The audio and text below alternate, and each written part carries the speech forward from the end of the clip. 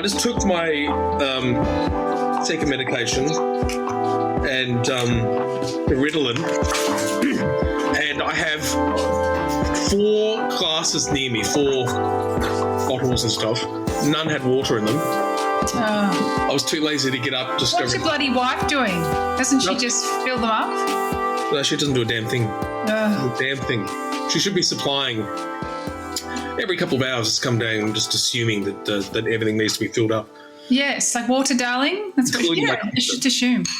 It needs to boost my confidence every couple of hours. Oh my God, that's the worst. So anyway, I popped the pill without water, and then it stuck halfway down my throat. Oh my gosh! Yes. And wait, did you think that you were going to die? Yes, I jumped up, grabbed my bottle, ran around the corner to the tap, and frantically filled it up with water with crap. Oh, while it was in your throat? Yes. I was thinking when you said I jumped up and grabbed my bottle, I thought you were going to say I jumped up and grabbed my bottom, and I don't know why. It's a coping mechanism. Or another health issue, I guess. Oh, no, I still feel it. I feel like a little circle is embedded. This happens to me sometimes because I take a few tablets and then you've got to, like you've just got to lodge it out. Like, but if it's a dry kind of one, like is it a capsule or a tablet? Yeah, little tiny, no, it's a tablet. Yeah, that's the hard ones, tablets. Now, you've been told by Chief that how well I prepared the area for his arrival. Nothing. He said nothing. Absolutely nothing. No. Well, he only came down and he just saw that we were recording. He came in and so he didn't. So what do you want to talk? Do you want to tell our listeners what you're actually talking about while I eat breakfast? Oh, God. Well, I got a call before saying, can I use your trailer? Because I don't use the trailer because we haven't got anything to trail it with. Can I pause though? He didn't, this is my husband, he didn't actually ask you. He just assumed you knew what he was talking about. And he said, all right. He said, right. So I thought I'll come around now and I'll pick up that trailer or something like that. He just started, he hadn't asked. I got it. I was in sync. Because you told me you'd organised it. Oh, I'd organised it with Jen, but husband Dan didn't know. Oh, yeah. And I went upstairs to Jen and just said, so you obviously know what's going on. And she said, no. What are you talking about? And then she said, Paul's coming over with to get the trailer. Oh, well, that's what I was saying. So, yes, you do know what I'm talking about. Yeah, I didn't actually tell her either. Oh, okay. Yeah, we all probably, because I just said, is your trailer available? I didn't then ask if I could have it. She said yes. And then actually there's probably miscommunication on all of our parts except Jen, actually. This is a really good topic about what we're talking about today. Don't bring me in. I thought this was planned. I obviously go on the outside. Can you hear the husband, the husband talking? Yeah. Yeah. He's just trying to jump in and defend himself, but there's nothing to say. There's no way. This is exactly what this episode's going to be about, isn't it? Yes, but continue. But, well, I guess our disclosure is self-diagnosed autistic and believe he's also, he doesn't say he's not, he doesn't say he is, he just kind of smiles. What do you think that means? What does that mean if they just smile? If they just smile at when you say, oh, you're autistic, I don't say you are autistic, but like it'll be like, oh, you know, with your autism, blah, blah, blah. He'll just smile. What does that mean? Well, is it a long smile or is it a wry smile or is it a defensive smile? It's like he's just bemused or amused. Right. So he's basically he's looking at you as, oh, you poor silly fool. Oh, is that what you're doing, husband? You just have to try and make sure everyone's got a diagnosis. Oh, he says, I just need to make sure everybody has a diagnosis and a label, and that's what he's smiling about. Right, okay. Where he just lives his life, he doesn't worry about those things. He just goes and lifts the heavy things and doesn't like to think about his thought processes. Right. Does he define his role when he's at work, or does he say, well, stop labelling me. I'm just here to take care of business? Probably at his work, there are probably a lot of autistic people. They're all the same. They all like structure and process. Well, then he should like it at home then. He should like the label. Yeah, he does. He doesn't like labels, but he likes the processes. He likes it to be, like a bit like that army person, the army husband. Things need to be done and time. Things. Although you're a bit on time as well, aren't you? You like to be. That's because you don't know you can't work out your time so well. So you want to make sure you're early because you'd hate to be late. Is that right? Yeah, I think so. Yeah. I think you've said that before. Yeah. Whereas he just likes to be early, I think. Yeah. Anyway. Well, anyway, so the trailer, I prepared the area very well. Oh. So it was done with precision. It was done quickly, efficiently. I even offered for free the bits of bark and cockroaches in there as well. Oh, and did he take them? He's taken. Yeah. Oh, because our lizard would probably eat those.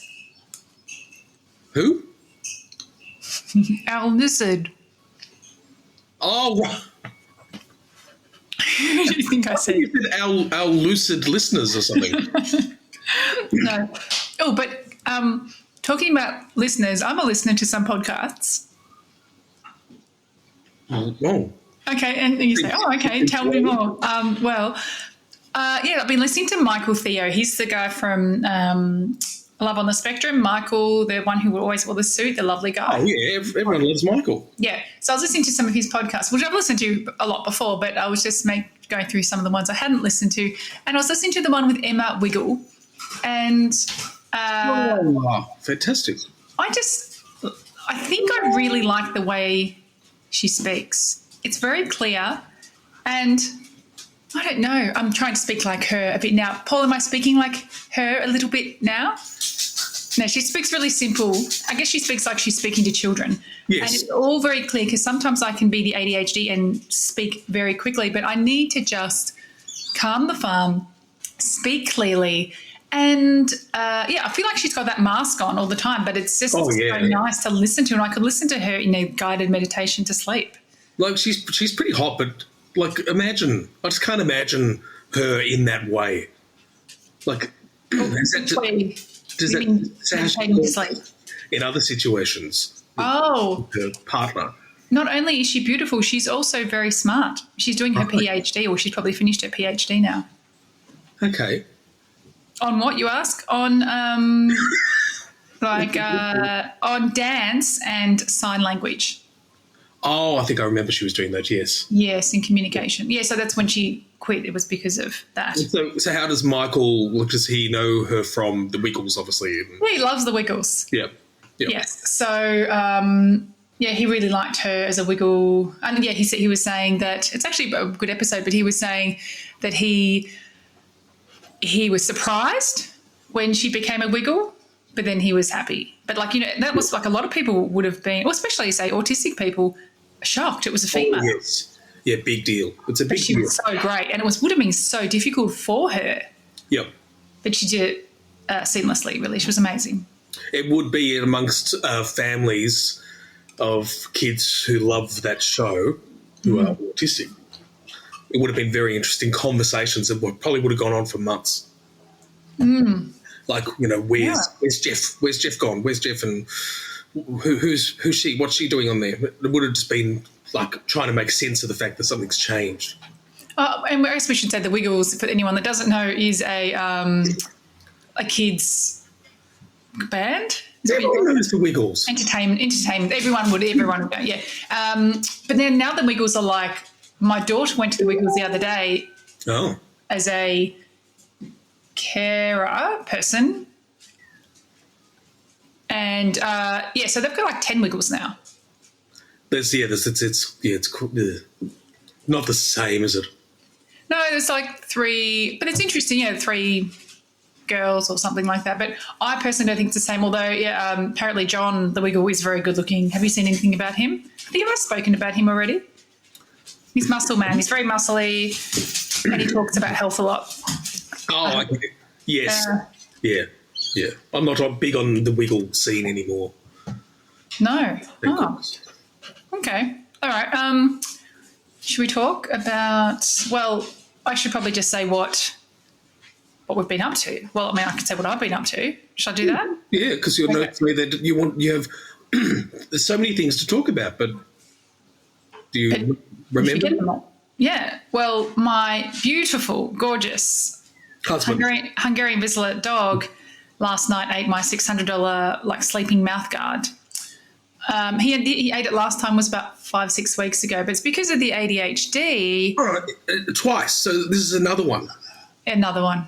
Oh my God, that says nothing about the dog and everything about you. No, it doesn't, right? Because I have a baby gate, so he can't get up the stairs. And then in my bedroom, I have it in a container, but I have it in my drawer. But yesterday, my daughter had a sleepover, and so they were up at 5 o'clock in the morning. So when I got up, I just put it in the case next to my bed, and I didn't put it in my drawer. And so when we're out yesterday, he's got a very good nose. He's a hunting dog sort of thing.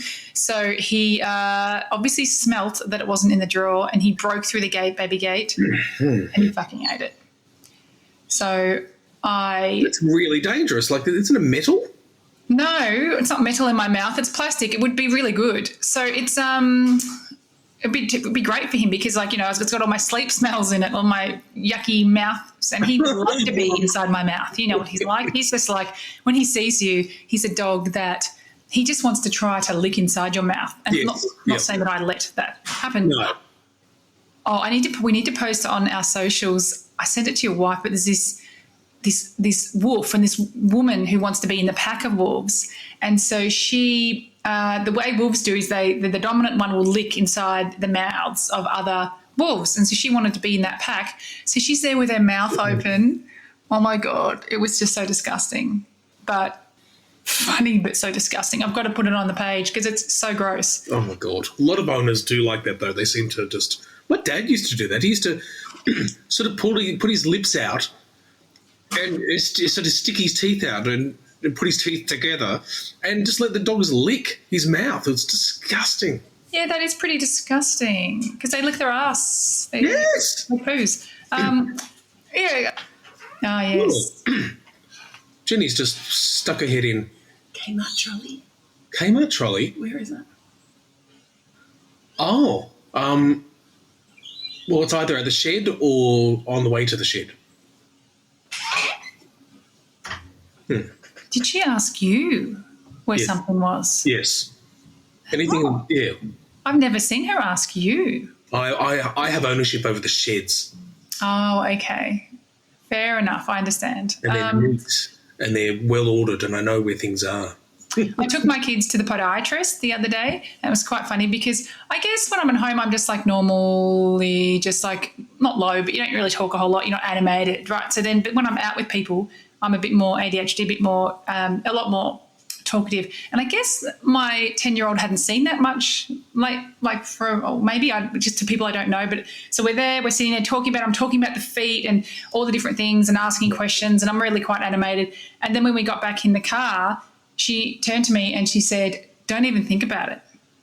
And I was like, "What?" And she's like, "I know what you were thinking and don't think about it." Because I guess the podiatrist, he's like 20 years younger than me, but she was thinking that I was flirting or interested in him. Because it wasn't like I was saying, "Gee, I love your shoes." It was just like, "Oh, okay." And so these orthotics can go, "Oh, okay, that's great." Just talking like that. So I'm enthusiastic and engaging. And so she assumed that meant I'm trying to pick him up. I'm married. He's married. So that was quite funny to me. Do you have anything that you want to say? About that or about... No, not about that. That's funny. We've moved on. So Well, Henry tells me to be social in front of strangers. So that's always fun. what do you do? Do you actually do it? Because you're really good at like playing up to things, but can you do that with people you don't know? What? Start to be social? Yeah. I'd like to say I already am being social, thank you very much. It's just not, there's lots of different ways of being social. I don't provide any context. I just say, I'm social. Okay. Very social, particularly after, swallowing particular pills. More social. Oh, yes. Easier. It's so much easier. I went, just quickly, I went to see a dear old friend who I was also a carer for. Yes. Who was also the same person who I did podcasts with. and we hadn't seen each other for, since COVID. He lives in the city. My office was out of the city, so I never had opportunity to go see him. And time just goes by. So anyway, I went and saw him after work last night. It was fantastic. And we were talking about the podcast, and we were talking about, various things. Of course, once I come home and Jen asked me, so what's the update? I have nothing to offer because I didn't ask any of those things. We just got straight into our little banter, and, we didn't even get – I thought near the end, how are your parents? That sort of stuff. I asked a couple of questions. Men, so not that we really need to be so difficult, but really a lot of men do not ask questions. No. You just do the thing, whatever you're doing. I know. And when I asked him, he was also like sort of, do we really have to go there? Yeah. Oh, you don't like to. So I'd like to find out. So I actually bumped into a guy that I haven't seen for 25 years, and I was at the supermarket. But he and I had like and how's your mum and how's this and how are those people, who do you still see, blah, blah, blah. So we did that, and he's a male. Don't even think about it. Yeah. I'm just being your daughter. Oh, yeah, sorry. Okay. I'm like, okay. But I thought you were saying don't even think about trying to talk to me. So if someone's doing that to you, like if I bumped into you and said, and how's, this person, how's that, and how's these people, blah, blah, blah, are you going to then ask me the same about my family? No. Oh, you just answer the question, and then people walk away thinking, well, he's all about himself, isn't he? Probably. I don't want to answer those questions. I'd rather talk about something else. So would you say that? Oh, look, I don't really. Can we just not do that? No, I'll just answer what I need to answer, and I'll just go. Let them lead. I want to know how all the people. I'd answer, but doesn't mean I'm going to ask. Oh, okay. Yeah, because then I bumped into someone who I haven't seen yet for about, again, like 25 years, and I was like, does your dad still work for, driving trucks for Bulla Ice Cream, which is a brand? And she's like, how on earth do you even remember that? Like, I just remember everything that you've ever told me. Bloody hell. Yeah, so anything you say, just remember, I will always remember. Oh, great. Well, I'm learning to ask those questions not because I necessarily want to, but because I'm realising now I'm getting sick of Jenny asking me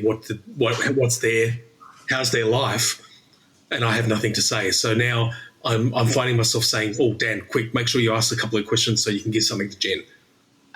So I guess you could say, Jen wanted me to ask how blah, blah is. Well, no, I'd ask. I'd ask for myself. Oh, just for some. But in my head, I'd be going, these are the sort of things she's going to ask me later. So I better do that. This is the sort of thing when you're living with a neurotypical. The subject of the podcast. A crappy segue. Yes. Okay. Yeah. So I don't know because I don't have any in my family. I think, my parents, everyone in my whole family is your mum neurodivergent. Absolutely. Right. Do you think not? Well, I haven't had enough interactions to really make a decision. Well, you and her have a beautiful relationship. I've got to find it actually. Yeah. Like we did a recording and then I swear I'm not sure where it is. Did I send it to you? No, you did a recording. Yes. I thought it was Chartreuse. Well, I recorded it for her. I held the phone for her. Yeah, so Chartreuse called my mother and had a bit of a chat. Like unexpectedly, my mother was a bit surprised and shocked, and I think she was a bit embarrassed and awkward. She felt awkward. Chartreuse probably felt a bit. Oh no, Chartreuse is pretty confident, aren't they?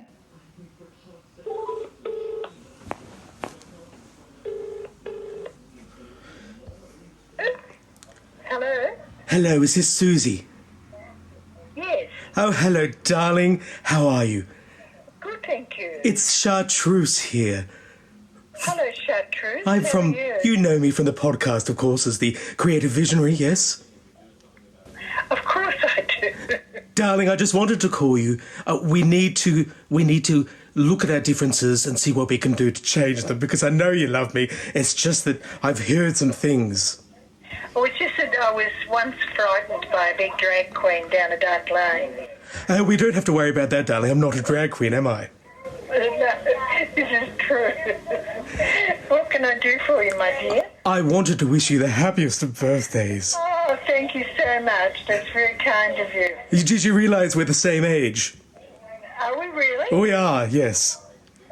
Are we really? Personally, I'm no longer married, but Oh, yeah. Well, that's nice. I'm all the happier for it. Don't worry, darling. I'm loving life. I can imagine you are. That's wonderful. It sounds like all the children are there with you. They're all here having a wonderful time. Absolutely lovely. Don't you hear them? Well, I just wanted to give a quick call and say thank you so much for being such a great support for me, particularly me, Chartreuse. You're very welcome. That's Very welcome. wonderful, darling. Okay, thank you. Have Charlie. yourself a wonderful evening. Bye-bye. Are they neurodivergent? Chartreuse? No, I don't believe so. What's their pronouns? She? Oh, she, her. Okay. Yeah. Oh, and not neurodivergent. No, I don't believe so. I think from memory, her husband, Bertram, was neurodivergent, but he's sadly passed away. Oh, okay. And so that's probably why you and her connect so well. Well, possibly. Yeah, maybe. Yes. Bertram was a dear man, but he wasn't very social. So you and he wouldn't have really had much to talk about. Well, yeah, he was a gardening person, but you know, I called him Bertie, so I mean we were close enough that I gave him a name like that, so I didn't call him by his full name. So Bertie was he was a lovely old man, but he just loved being in his garden. He liked his roses, and Chartreuse liked getting out and about. You know, she enjoys the company of others. Yes, that's lovely. Okay. Okay, so the point is, so everyone I know in families, that would be really bizarre if we had someone that was neurotypical, but we don't. So, but you do. You have one. Yes, although Jen sometimes wonders whether she certainly checks some boxes on certain things. She can get a little sort of locked into one idea that has to be done now. She has some ADHD qualities as well. Yes. However, I don't know if she'd actually be diagnosed. No, I don't think she would be, but yeah, I don't think, but yeah, as you say, a few traits, but you know, lots of people have a few traits, I guess. So what do we want? So what would you like to have? Yeah, because I can only give the one side of this. So I can't really talk about from a neurotypical's point of view so much, but I mean, you live with one. So I do, yeah. And I think there's various ways to discuss this. I think there's another episode we'll have to do where we're talking about how to deal with a partner who is either refusing to accept that you're autistic or that they're autistic. And that would be interesting too, but this is not the one. This is more about essentially mixed couples being in a mixed relationship. One person's diagnosed or self-diagnosed, and the other person is what we'll call neurotypical, although I'm a bit uncomfortable with using that all the time, but I'm going to in this discussion. Okay, so we'll also be going to be talking to a friend of mine who is neurotypical. We might add that on to the back of this podcast or another one. Well, we'll see. We go with 30 minutes, 25 minutes or something in so far. We'll see if we go. We'll see. So you might cut it out or not. But because she could talk about, friendship with me being neurodivergent and her not. Yep. But it could even be a 10-minute job. So let's just start talking really quickly. So, okay, so you want to go through what you're going to say? Well, I want to talk first from the neurotypical's point of view. And I also wanted to just point out that I read a lovely article which I just found a lot of information which was really, really useful. And I'll add it to the notes. It was Sarah Swenson, MALMHC, whatever that is. I don't quite know, but she basically is I believe, a psychologist who is writing particularly about mixed couples. And is she writing particularly about it or specifically? I think within it's like the people we see. I think they have certain things that they're skilled at, and they have more regular contact, particular types of people. I don't think there wouldn't be any. Yeah, she might be relationships. I don't know. I'm just guessing. Okay, move on. Click on the link in the notes. Move on. So, from the neurotypical's point of view, being in a relationship with someone who is autistic, the sort of things that she identifies, and I think most people would agree, is they often feel lonely, and lonely in a way that's not necessarily the same as two neurotypicals can be lonely. This is lonely and that you, for all the variety of reasons that we talk about person being autistic, the loneliness can just be that you are feel like you're the one who's in control of your lives. Like you have to take control of your lives. And I think Jen feels that in a lot of ways as well. You know what I mean? And so there's that loneliness of being, I guess I'm shouldering this responsibility. This is mine to carry and no one else's. I can't really talk to many people about it because there's not many people who have the same sort of relationship as me. Yeah. You know what I mean? Yeah. Okay.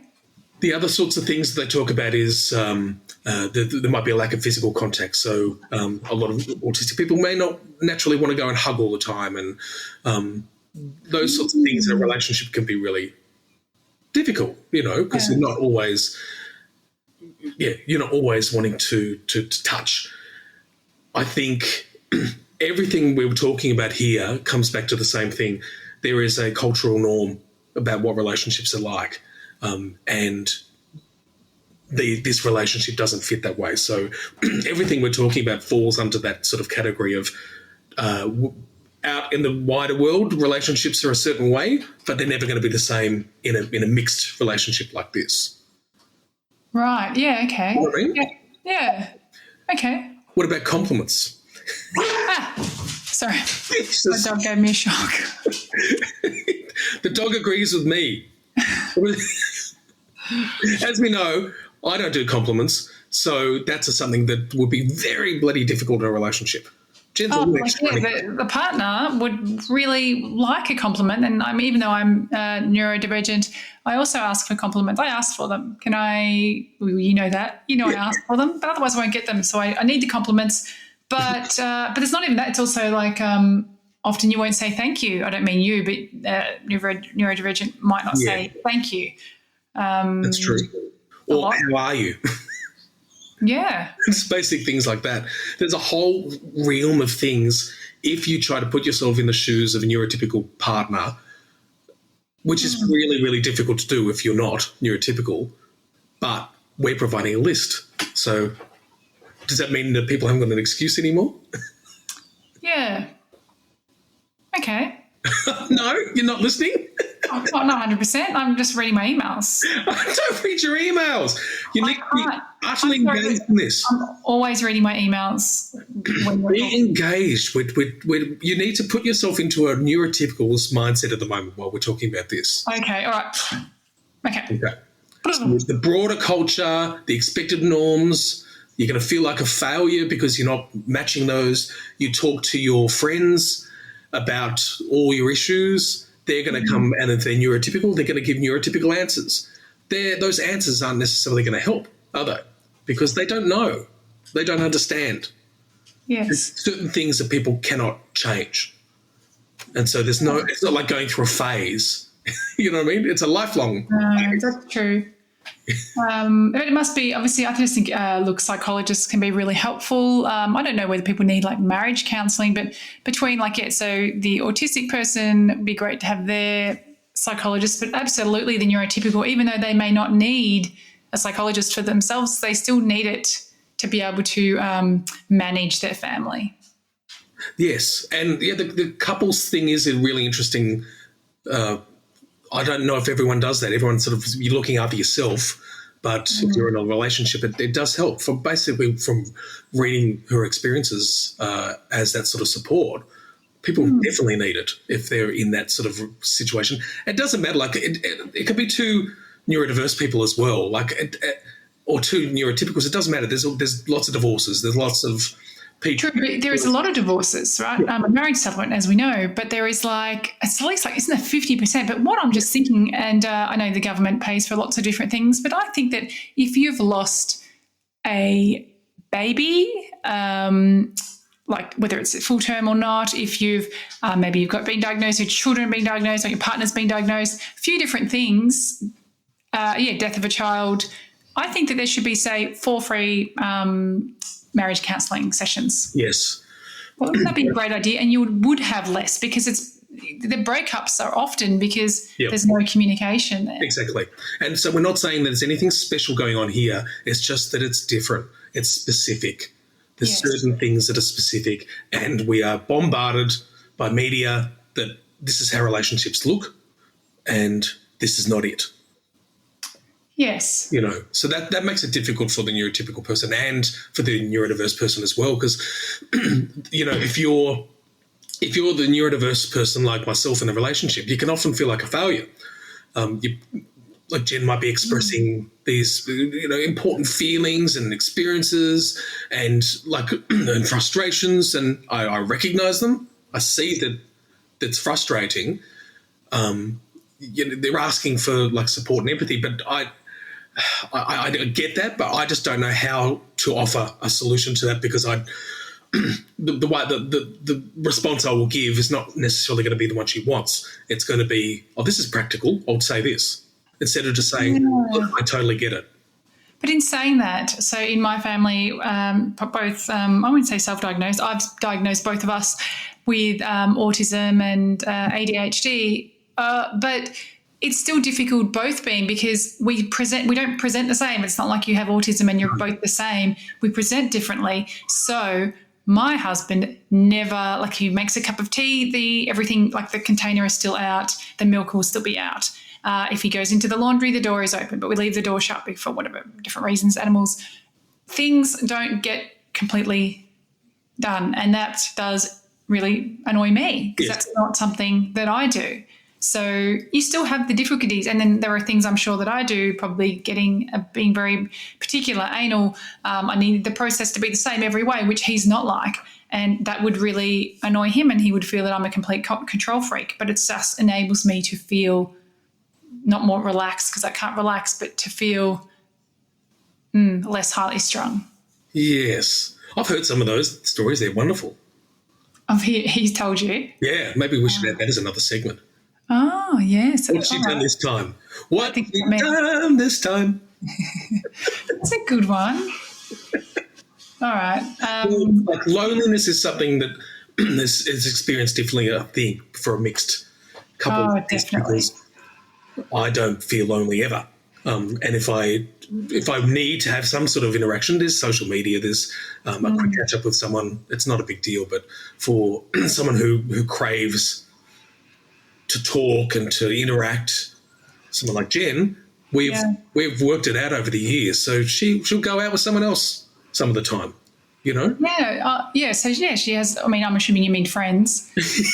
Yeah, sure. I just thought that as I was saying that. So that's exactly right. You need to have a good support network around you of other people who are in the same situation, I guess. But also there are different groups. I think Asperger's Victoria, which is obviously Victoria, they had when we first got diagnosed, I was going to a support group once a month or something like that. It was just with other people who were neurotypical. Yep. That's what I thought I was. And you just talk about the difficulties with other people who are in the same situation. Even that is a minimum. If you don't have a lot of friends, that is helpful for those people. But we're mostly talking to late diagnosed or undiagnosed autistic people here, so they don't really care about that.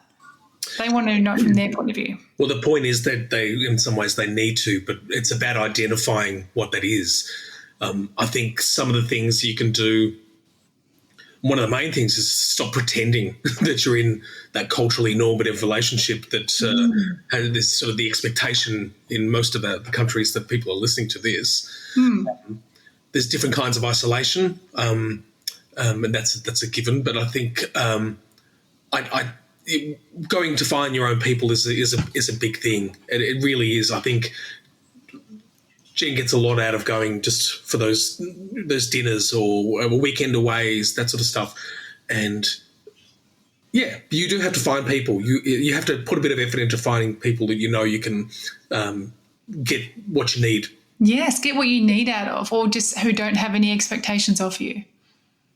Or they can you can unload, and they can as well. You don't want a one direction.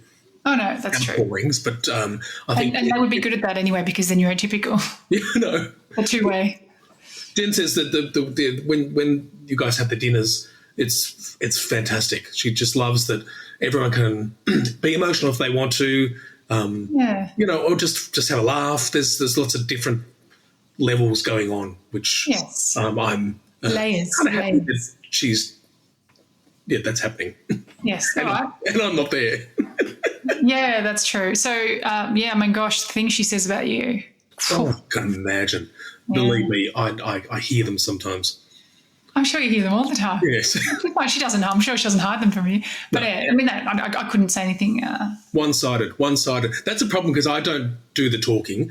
I don't tell anyone my side of some of these interactions, or But it's not even about it's not like I take it on and think, I don't like this person or him or whatever. It's just what she needs to get out of herself. She needs to get it out, and that's as far as it goes. It's not. We all need to do that and just verbally just smash it out, and then you can move on from that. Last night, when for what Jen's perspective would be, I stormed into the room to ask for something. Yes. What was I asking for? Keys? Was asking for keys? Yes. We were on the phone together.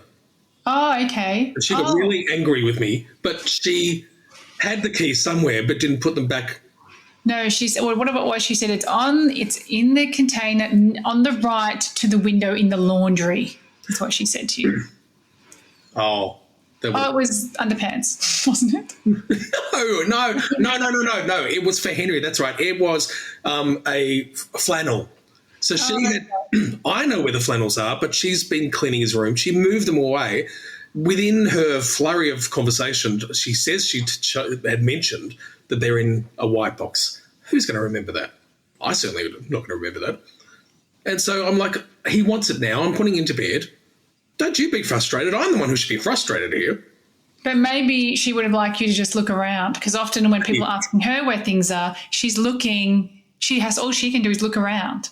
And, from my response, and this is perfect. This is like a perfect example of what we're talking about. In my mind, I'm thinking often I just give up because she puts things in such random locations. According to you, for you think they're random locations, but they're probably logical. Really?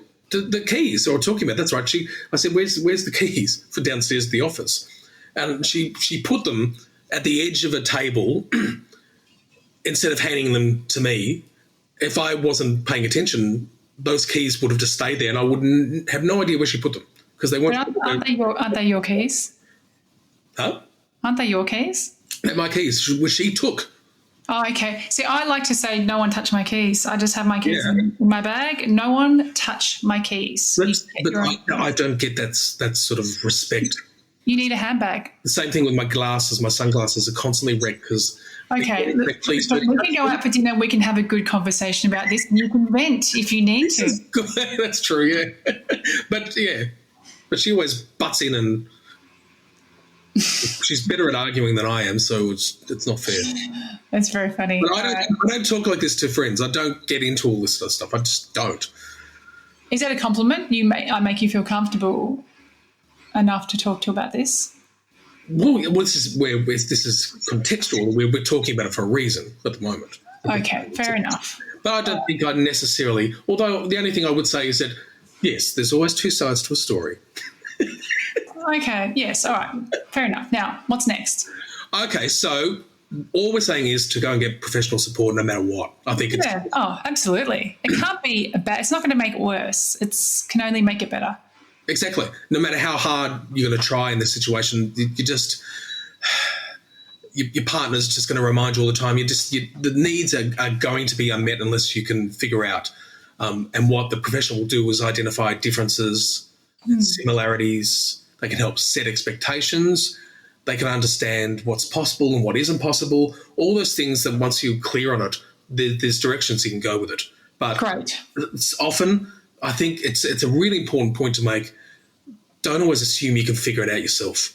Okay. Certainly learn that you need to get professional help. And as you said, even if it's for a couple of sessions, Yes. it'll make a big difference if you find the right person. And you can often get, free sessions. I mean, not everybody, but if you don't have the financial means to do that, then there are other avenues. I'm not sure about in other countries necessarily, but there are places Yep. here that you can do that. They totally are. One of our party poopers I was having a discussion with literally was about this, about going to parties, big social events with family, having not necessarily told everyone that you're neurodivergent and feeling so uncomfortable and just wanting to be anywhere else but there. And one of the solutions I'd said is to, if possible, to talk about neurodivergency to them and then say, here's what my needs will be. This is is it possible for you to understand that, to meet that? Sometimes I might just want to go out for a walk or something like that. Try to be open and honest and frank. But I know in families that doesn't always work, does it? No, that's very true. It doesn't. All right, I've got a carer's lunch, so we've got like about 20 minutes, 15 minutes. No, I'm done. I'm done. No, I'm just being funny. Well, that's true. I do have that, but I'm being funny because I'm a funny person. Let's move on to the next segment anyway. Neurodivergent Digest. I think you can run today's one because I've got nothing in my brain. I know I've got stuff, but I can't remember. Go do it in your news ready voice. Yep. Neurodivergent Digest. Okay, so I have one because I found out this week a comedian who I really, really like. She's Scottish, Fern Brady. I discovered she'd actually been diagnosed fairly recently as autistic, and I didn't know that. But I thought, wow, that's another, I tend to like comedians who end up being neurodivergent, and I didn't realise that. She's fascinating. I think you would find her a really interesting, frank, funny comedian. Yeah. Okay, well, I don't know her, but I've heard the name. But I don't, I've heard the name, but I don't know how I go with accents, but nothing to do with that. Autistic, yay, that's really good. No, and she said I've ended up buying her book, which is called Strong Female Character. So I'm going to be having listened to that. And I'd love to try and see if she'll come onto the podcast. I've found a few videos where she's talked about it, but it'd be quite interesting. She's had an interesting life. Because she's autistic, the way she's gone about thinking about things. She was a stripper for a while there, and the way she described how much she loved it was fascinating. Weren't we all? Yeah. I wasn't really mother. Okay, so now, that's it. That's all I've got. Oh, good. Well, because this is going to be a bit of a long episode, unfortunately, we're going to skip our social stories and our text mistakes for this week, even though we love it so much. But if anyone else has any of those text fuck up things, please send them through. Please. Yeah, that would be good. Now, I've got some thoughts about you've got a recommendation. I've got a quick recommendation. Okay, just quick. I'm not even going to put the song on for this one. It's and it really is. I'm not going to go into the details other than very, very quickly. It's called bionic reading. If anyone has issues, just so that I want everyone to know she's yawning right now. If you want to look up, if you have trouble reading lots of text and your eyes sort of wash all over it, look up bionic reading. It is unbelievable. It's the process of how to read faster. What they do is they bold certain letters in words. Sometimes it could be just one letter, the first, or the first two, or the first three. But just by doing that, the difference in my ability to pay attention and to take on text is just insane. You can get apps for it. You can put it on Gmail as an extension, and it is unbelievable. So that's all I'll say is just give it a go. And if anyone has a go, just send us an email or go on Facebook and tell us what you think. Do you do you find it amazing as well? Oh, yes. I thought you were asking me. Yeah, I'm just looking at it quickly now. Yeah, it's okay. That would be interesting because it's what some people can do naturally, but that just helps a lot more people be able to do it. Yeah, it's going to change my life, I reckon. Oh, great recommendation, Dan. Thank you. I thought we'd move on to our listener feedback for the week. Feedback, it's the feedback, it's the feedback. Do we have any? Yes. I've got one from my mother. My mother has a feedback for you. Oh, God, not again. Yes. So she has some feedback. So she said, Is it constructive? It's more like a is it a listener moan or a listener complaint? Complaint. Yeah, it is a listener complaint, but it's still a feedback. We've got to take the positive, and then we can't just be talking about how amazing we are at all times. I like her complaints. Yes. So the complaint is she gets frustrated and sometimes yells at the podcast and she would like it to be live so she could ring up and tell us off about things, because sometimes we're like sitting there going, oh, what is the word for this? Neither of us get it, and then we move on. So the recommendation from this, because we don't just criticise, there's also a recommendation, which is if you could do the little voiceover thing, oh, Dan looked into this and the answer is this. So it might be, she said there was something from her childhood that we couldn't remember the name of a couple of weeks ago, and she was yelling it while we were both like, oh, what is that? What is that? And she says it was maybe a lolly from her childhood. I don't remember talking about lollies from her childhood, or from that age group. But anyway, so she'd like you to just pop in the answer to what it is that we don't know. You do that? Yeah. You do that, but maybe we thought it was the right answer. Like maybe it's a humbug, but it wasn't a humbug. It was a Chico. Oh, you don't call them that anymore. Don't do it again. You're doing it again. Don't do it now. It's just making it worse. So that is our feedback for this week. I will take that on, and if I know an answer later on, I'll add it in there if I can. Yes. But now that I know this, I'm also going to do it on purpose. Look, I'll give you her number, and if required, you can call her because she knows everything. So you could just ring her and ask her what the answer is. Don't Google it. Just ask her. She'll know. All right. Autistic moments? Yes, I have an autistic moment. I want to... Wait, play a song. Oh. Autistic moments. What, now? Oh, shit. Okay, I got a quick one. Oh, okay, you go to the quick one. Mine's quickish too, so 2 quick ones is one long one. Go. Okay, so this is to do with a band that I got in contact with, one of my favourite sort of local Melbourne female punk bands. I'm not going to say their name at the moment. Sure. It's not dissimilar to what you're patting right now. Okay. But I had a quick interaction because anytime they release something, I go, I want it. And so I've just messaged them about how can I get this album without having to spend a fortune? She's yawning again. I know. Lack of sleep. Don't jump on.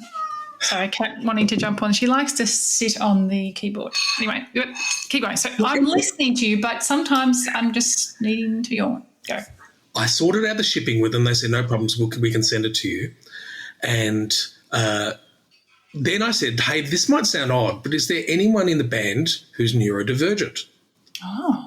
And they said like, LOL, glad we sorted that out. Yes, there's some ADHD among us, if that counts. And I said, of course it does. And then I started saying, I have a podcast. I sent the link, and I said I would love to talk to someone in a band about whether it affects their songwriting, their performing, all that sort of stuff, you know. And I said, do you think anyone would be willing to come on? And I added the link. That was, on, say, the 21st. Then a few days, maybe a week later, no response. So I responded and said, have I freaked you out? On the podcast, we talk about not being able to read people's expressions. And I came up with, I'm sorry, what is your face saying right now? Did you say that? Yeah, this is what I'm saying to them. I said, I need one for Facebook messages too.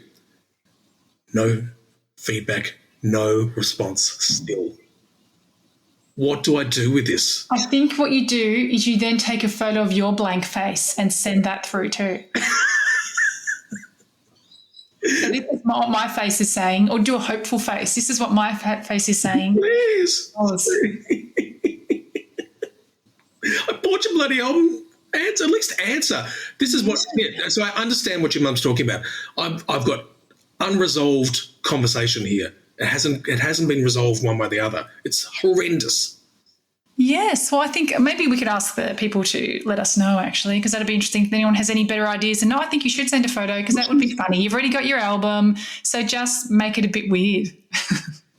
What if Without being weird, not without being scary weird. Yeah, I know. Yeah, I won't like take. I've got. I got the album here, so you can see it.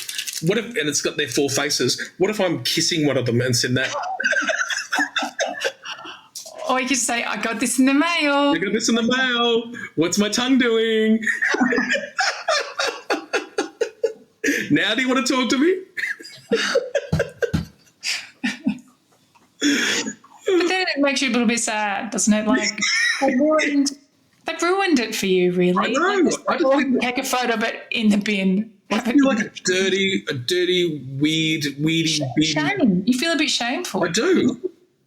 Yeah, because you put yourself out there, and I'm sure it's not on purpose that they haven't answered for whatever reason. There must be, because they're lovely. Yeah, that's right. But you're taking it. I know how you're taking it because you put it out there and now you're vulnerable and then you feel shame. Absolutely. Because I had awkward conversations with them, got them to sign their vinyl once, and I wanted to talk about that as well. Anyway, just keep going. Just keep living the... No, I need people to tell me what to do. Okay. Feedback, please, people. Call my mother. I can give you a phone number after. She'll let you know what to do. You should just start calling her like once a week. Asking advice. I'll get Chartreuse too. Well, let me give my autistic moment. I don't want to identify anybody because, it's a teenager. It's like a 16-year-old. So I didn't have to. I offered to pick somebody up from the train station a couple of days ago. Sorry? So you'd just what, Uber? Are you an Uber driver now or? Oh, yeah, pretty much. Someone's asked me, can they pick them up? Yes, I'll pick them up. So I picked them up from the train station because they're doing work experience in the city. So I'm picking them up. So I'll meet you. I was like running a couple of minutes late. So I'm driving there. And I go to pick them up from the train station and they are standing at the zebra crossing, as though they're about to walk across. But they're not. They're just waiting for me. So all the cars, because I was like, why is there so many cars out? They're all stopping and then they slowly go through. The next one stops and slowly goes through. And then just going to jump out or whatever. And when I got there, I was like, oh my God, this is embarrassing. Anyway, so they jumped in the car and I was like, did you notice a lot of cars were slowing down? He goes, oh yeah, a couple of them were asking me if I wanted to cross. And I said, no, I'm right. Okay. And he goes, yeah, but they were going slower. I'm like, yes, they were, because you're at the zebra crossing. It still thinks, they still think they would do it again. I'm going to wait, and then maybe when I see them again, I might sort of don't stand there. But how funny is that? Because this is a very intelligent, book smart person. Of course, they have autism, right? So, but every now and then you go, okay, because no one's told this person to not stand at a zebra crossing. You know what I mean? They need to be told, and then they'll do it. But they just need to be told. Series of books we could be writing here, couldn't we? Oh, just little books, kids books about what to do and what not to do at a zebra crossing. And kind of common sense, isn't it? Well, yeah. And a zebra could literally be. The zebra could be sitting next to him and saying, okay, so this is what a zebra crossing is about.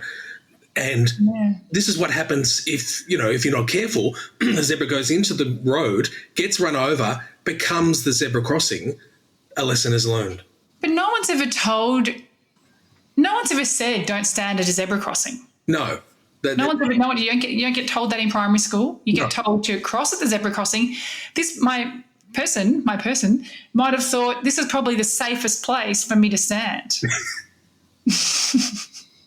I actually did the same thing, and it was at Ringwood. Maybe it's the same one.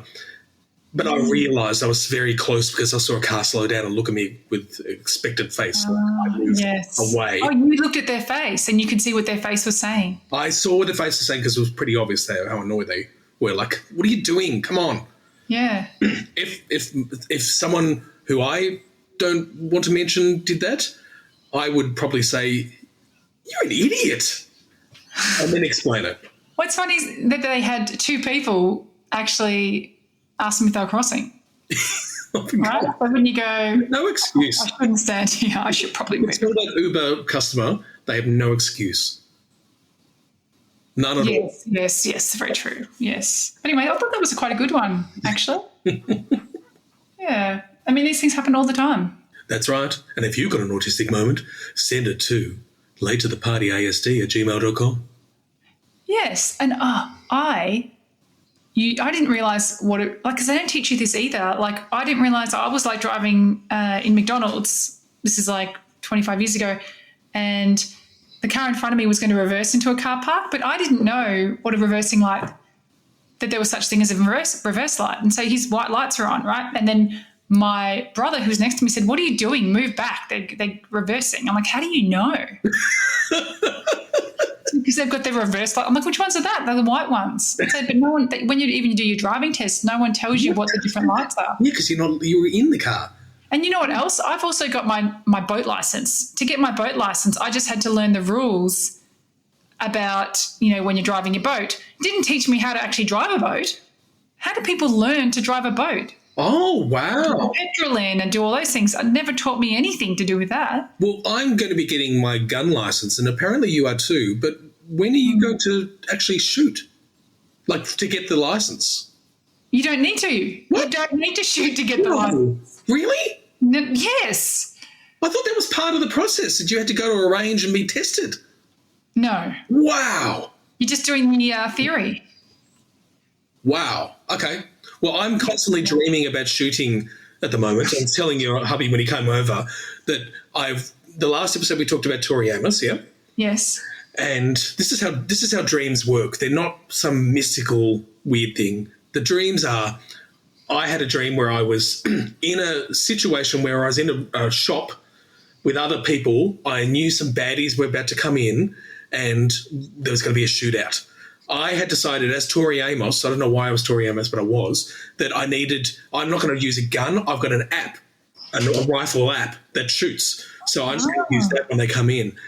But then when it got tense, I tried to find the particular app and I was swiping around and it was tense and I couldn't figure it out. So I couldn't shoot them at all and I started strangling them instead.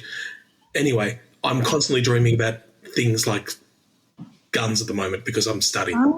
That's exciting. That's quite a masculine thing to do in terms of like you get a bit of excitement talking about guns. I've mentioned this before earlier on in the podcast, another episode where like my husband has said that females are often better shooters, more accurate because they don't have the adrenaline running through them like a male does. Right. Because you get a bit more excited about it. So that's why you're dreaming about it because you are pretty excited about this. But when I was doing it, I don't get excited. So I think I'm okay in that respect.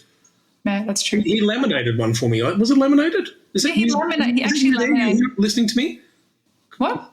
Becca's looking to the side all the time. Who you looking at? I'm just not giving you eye contact. I just don't want too much eye contact. We're actually in different house. I'm in my house and Dan's in his house. We didn't say that, but you're giving me eye contact. You're making me feel uncomfortable, so I need to look around to the side. I'm looking at the painting. When I'm leaning forward, I'm looking at the boats behind you. Oh, I'm looking at you. So then I need a break, so I look away. I haven't got enough lighting in the background for you to see anything, have I? A little bit. There's a whiteboard or something. But anyway, he gave me the little shooting circles. Oh, my husband did, yes, because you went hunting in a range with him and you did really well, and then he laminated it for you. Did I? Yeah, he said you did really well. I think I did. Yeah, he did say that you did well. But anyway, that's my compliment for you. That's all you get. Oh. But that means that you don't have to compliment me for today because I need to go to the carer lunch. Yes. All right, over and out, mate. All right, I'll say something funny later. Okay, be funny. Okay, bye. Bye.